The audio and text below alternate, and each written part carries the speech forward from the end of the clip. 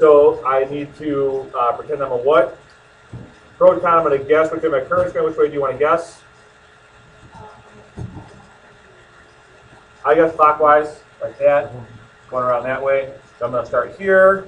I'm going to call this battery 1 and this battery 2, if that's okay with you. And so I'm going to go through that first battery. I'm going to gain or lose potential.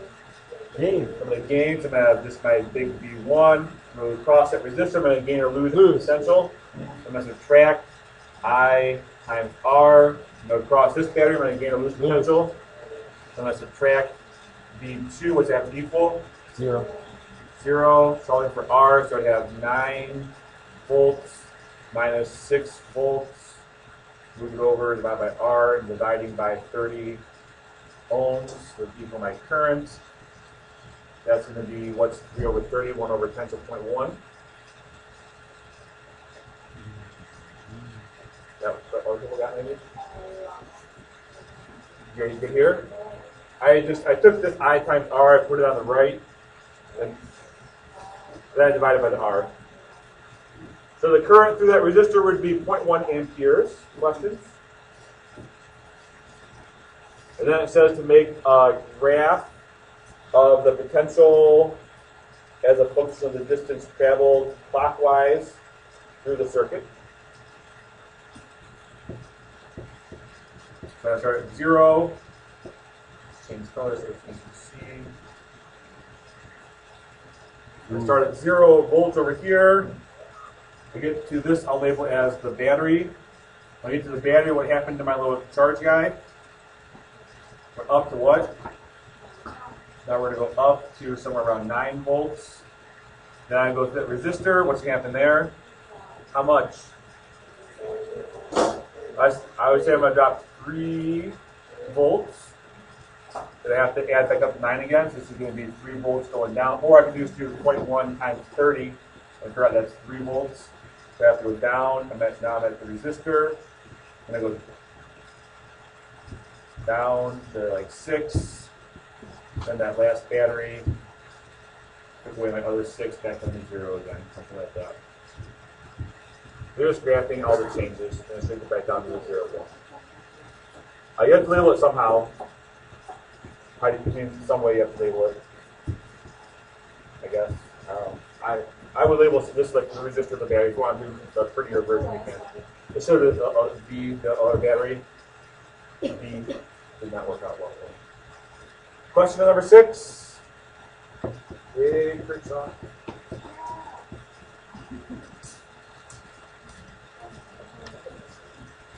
Beautiful. 7, I think, is essentially the same thing, is it not? Oh, it is.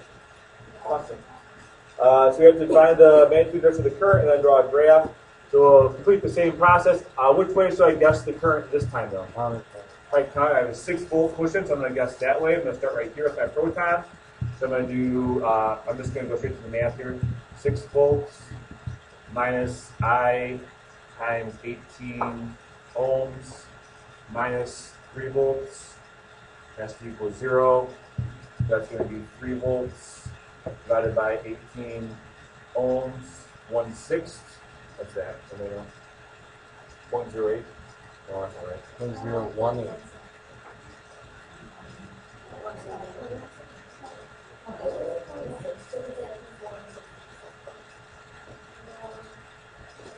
This is the one I think is the answer you had. There's one question the answer you had wrong.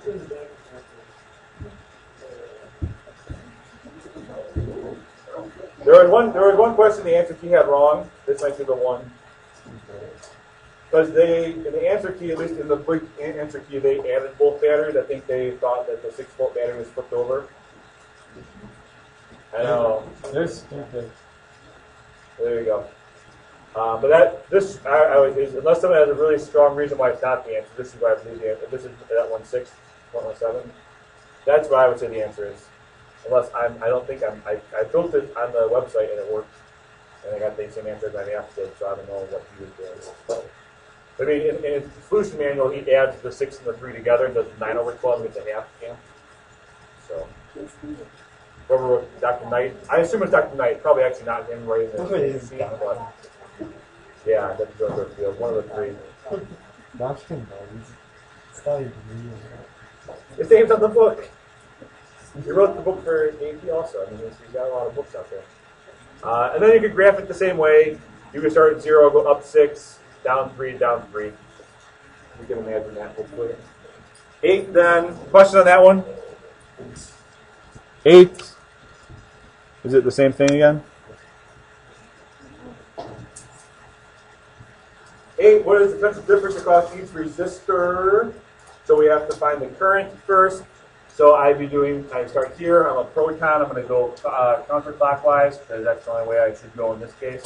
So I would do something like 15 volts minus 10 ohms times I minus 20 ohms times I equals 0. So that is the 15 over 30. And that's going to give me a half amp current. Right? Did you look at that? I'm combining these two together, moving it over, dividing by 30. Half an amp for the current. Yes, go? Did anyone get that? Yes. Probably. 10 times 0.5, then be a 5 volt drop across this one. 20 times 0.5 be a 10 volt drop across that one. Are those answers right? How can I check that? 10 plus 5 should be 15. Good. And you graph it the same way, 0 up to 15, and drop down 5, drop down 10. So the last one now, question on number 8. So the last one now wants you to do the kind of opposite thing. They want you to take the graph and work backwards to make a circuit. Yeah, that might be hard. We'll find out here. The odds are getting up there. So we'll do it right now. So we start off at 2 volts. It says something important here. Only one battery. So I'm going to draw it right now. Yeah. Halfway done. One battery. Where is the battery in this circuit, you think? Go right here? It's not this? Okay. This line we think is the battery. Why do we think that's the battery? Because it got recharged. Because it's the only place where we have an increase in potential. Now, while batteries can decrease potential, so I have one battery, and a battery is the only thing we have that can increase the potential. So that's the battery. It's giving us how many volts? So this is a 6 volt battery. That's pretty good battery. So let's plug it with it. Nice 6 volt battery. How many resistors do I probably have here? 2 resistors. Very good. So I'm gonna just kind of start here, move out of the battery, go through this resistor. How many volts does that resistor take? 4. Can I figure out how many ohms it is then? Yeah. How? So V equals I times R. So I have to lose 4 volts. Do I know the current or anything?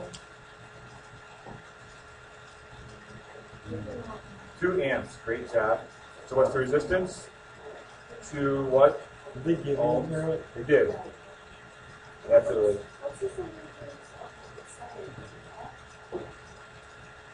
This number here, there is no significance if I started into it. They just chose to start there to make it more confusing.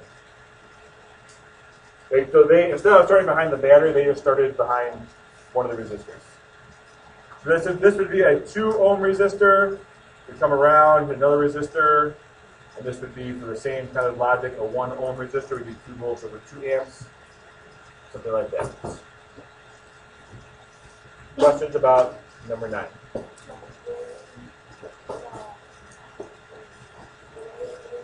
This would be the 2 ohm resistor, this would be the 1 ohm resistor.